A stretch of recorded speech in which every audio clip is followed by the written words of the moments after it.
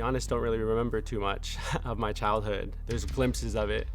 But as I reflect now as a little bit of an adult, I remember moments where I felt like I just didn't belong. I felt that this world wasn't designed for me.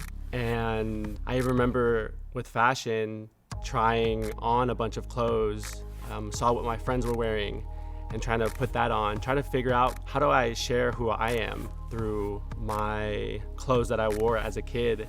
And nothing really fit for me as a kid. Like, I didn't feel seen in a lot of ways. When I think about that right now, it's like we look at the world today and so much of it was designed not for Indigenous people to be included. So when you think about that and we think about the future and the future of where we want to go as a brand, is how do we design for our people? How do we design for an Indigenous future? My name is Joey Montoya. I'm Lipan Apache from Texas, but was born and raised in San Francisco, California.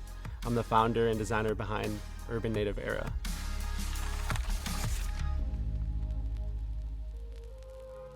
As a kid, I always was taught certain things that were happening in the community, but it wasn't until after my dad passed away, I started to really kind of focus in more on who he was and where he came from. So my freshman year of college, I started Urban Native Era when I was 19. What sparked me to start was this movement that was happening in Canada where the Indigenous people were having their land and water rights being infringed upon. So I remember listening to that and seeing that, all right, like I have to do something. I kind of jumped to action. I started with posting photos and videos of these rally round dances that were happening in support of the First Nation folks in Canada. And I started to take photos and videos and post that on Facebook and through what is called Urban Native Era. So at first, it wasn't even about fashion. It was really about visibility, really about spreading awareness about Indigenous issues that were happening. The fashion part came after that. And I think that's like what we're all doing today, is like, how do we communicate ourselves in these different ways so that people can really hear us and speak and hear some of the things that we've been going through or that we really want to see in our communities and in this world. I believe fashion shapes a lot of who we are.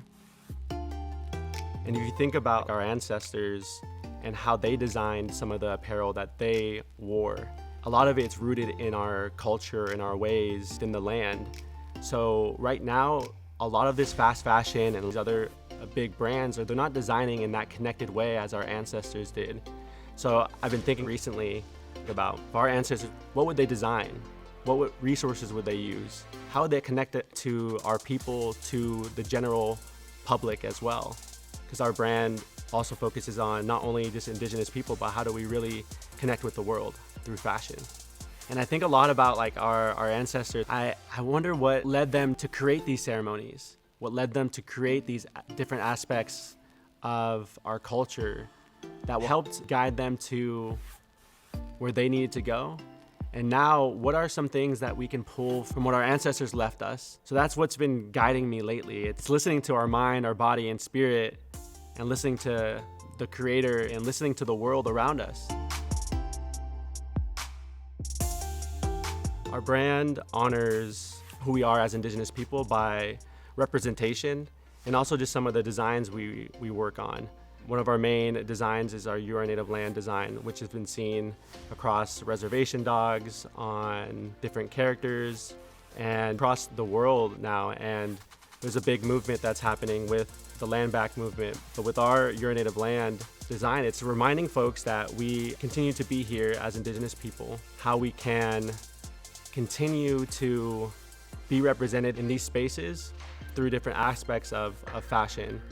The beautiful thing about our community is that we're really tight-knit and small, and we all kind of really want to support each other. But with this specific opportunity to work with reservation dogs, some folks reached out from their fashion department when they were shooting the show, and they asked if we could send them a bunch of garments and apparel, and we didn't know at what capacity that was going to be, but we sent them those items, and thankfully they decided to put it on someone that was really a significant person in the show.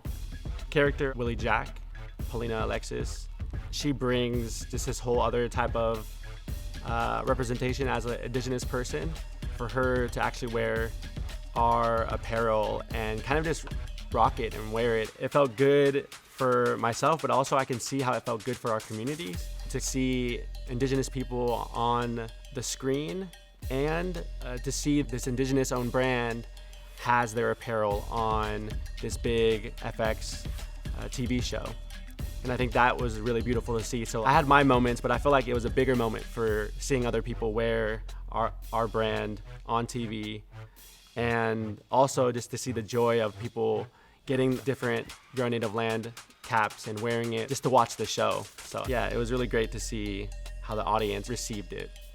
Having Urban Native Era on Willie Jack on Reservation Dogs really helped shift this level of awareness, of attention to the brand. And I think for people that see us on this show, it shows them that we're doing a lot, that we've been working towards a lot.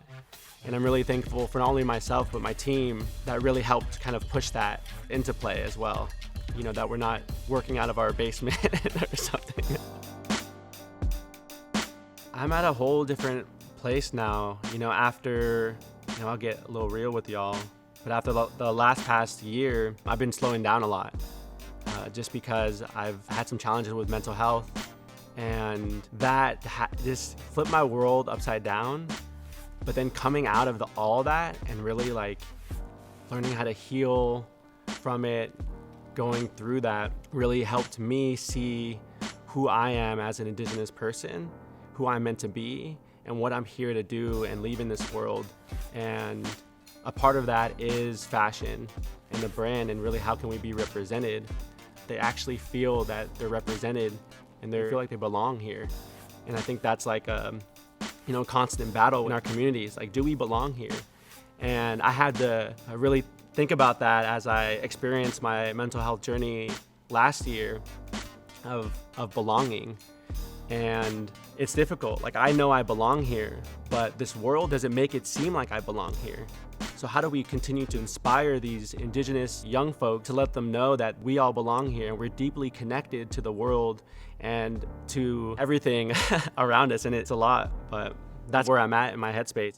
Until we are visible, until we are seen, until we feel represented and actually are in the discussions or sitting at the table and making these big discussions, we're gonna continue to feel that we don't belong. So we need folks to really understand who we are as Indigenous people. As I reflect more, it was just so recently where I actually felt proud of myself, of what I've done and what I've accomplished. Our brand, Urban Native Era, is made for everyone, and we wanted to make sure that people know that, because we need our allies, we need people in these different spaces to be able to wear our apparel as well. And even just the people who feel like these clothes are actually gonna move them through their own journey. There's been many beautiful moments. Aside from being on Reservation Dogs and FX, we've also made it into a bunch of REI stores, and also recently just on Amazon. And it comes to show that like all this work that I did when I was 19 years old, now 10 years later, I'm actually seeing that there will be beauty after this hard work and challenges, and there's a lot of things that come with hard work and dedication, and a bigger vision overall for the future of representation, the future of fashion.